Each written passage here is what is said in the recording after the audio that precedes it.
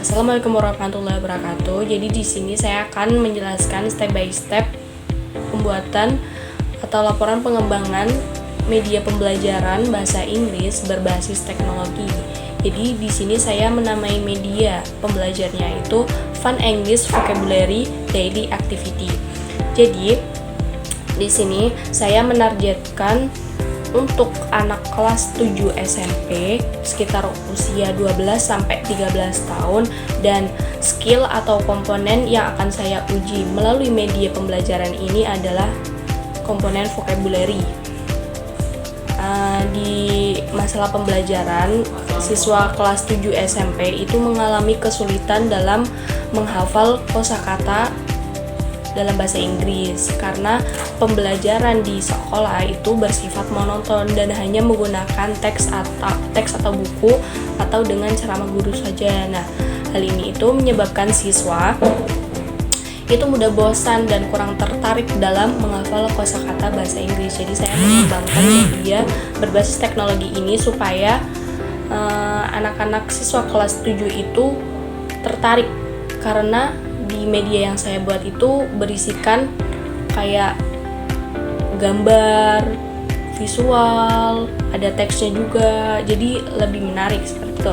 Nah, tujuan dari media pembelajaran ini itu untuk mengenali kosakata daily activity, terus mengucapkan kosakata itu dengan baik dan benar atau pronunciation-nya itu dengan baik dan benar, dan mengingat minimal 10 kosakata baru dalam sehari seperti itu.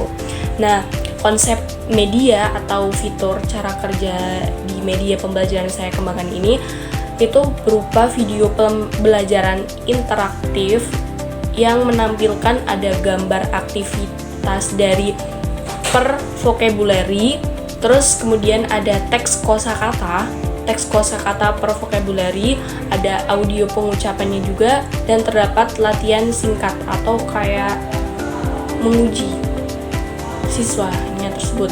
Terus materi bahasa Inggris yang saya pilih itu ada kosakata yang setiap hari biasa dilakukan oleh setiap orang.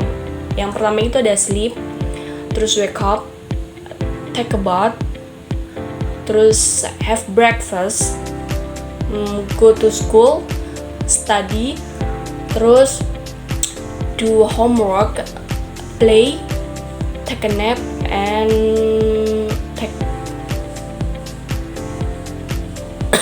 seperti itu. Kemudian dari desain tampilan itu slide pertama berisikan judul media yang bernama Fun English Vocabulary Daily Activity. Terus di slide kedua itu ada tujuan pembelajaran dari pembelajaran daily activity ini apa.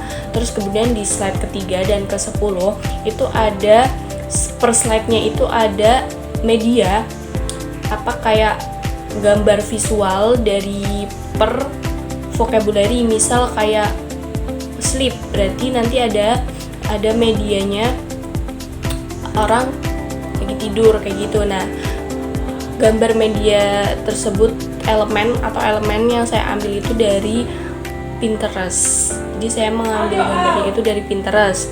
Kemudian disertai dengan teks kosakata. Kemudian ada audio pronunciation-nya. Terus di slide ke-11 itu ada repeat the words together atau latihan. Jadi kita mengulang kosakata tersebut itu secara bersama-sama. Kemudian di slide terakhir itu ada appreciation kayak good job, see you next time, seperti itu. Nah, media pembelajaran ini itu berbasis game based learning atau drilling, listen and repeat. Jadi alat bahan yang saya gunakan itu ada smartphone, terus ada laptop, aplikasi CapCut, terus ada gambar daily activity yang saya ambil dari Pinterest, kemudian audio pronunciation yang saya record sendiri, terus ada musik backsound-nya seperti itu. Nah, langkah pembuatan medianya yang pertama itu menentukan materi kosakata daily activity apa saja yang akan diterapin di media tersebut. tadi saya sudah menerapkan 10 kosakata vocabulary daily activity. Kemudian mengumpulkan gambar-gambar atau elemen yang sesuai. Nah, itu saya cari melalui aplikasi Pinterest.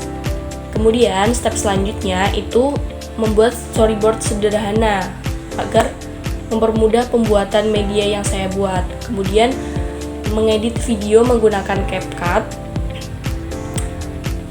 Lalu tambahkan per set itu ada gambar, teks kosakata daily activity yang sudah disesuaikan. Lalu juga tambahkan audio pronunciation-nya. Seperti itu.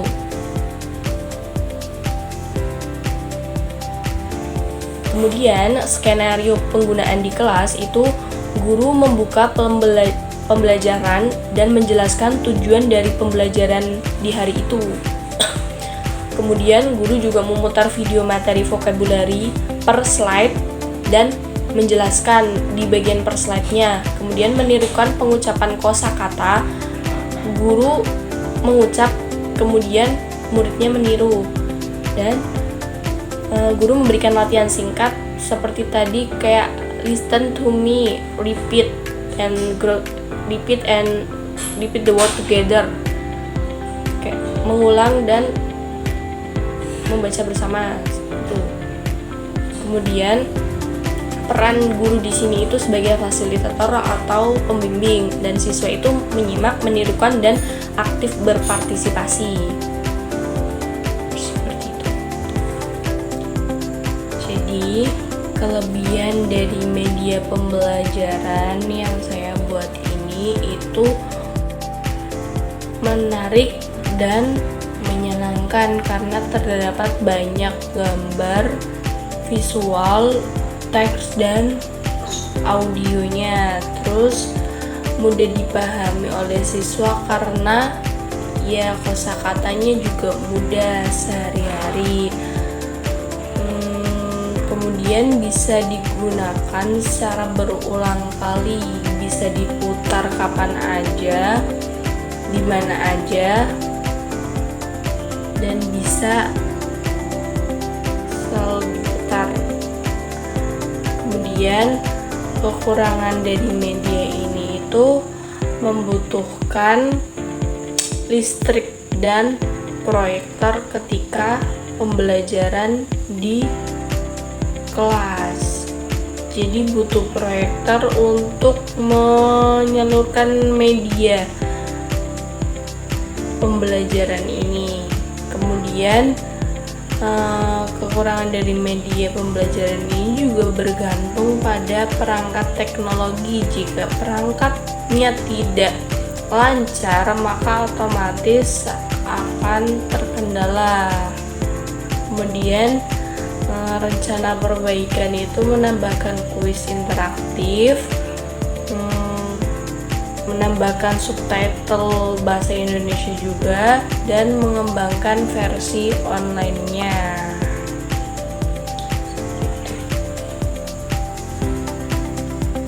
Oke, thank you very much and see you, bye bye. Wassalamualaikum warahmatullahi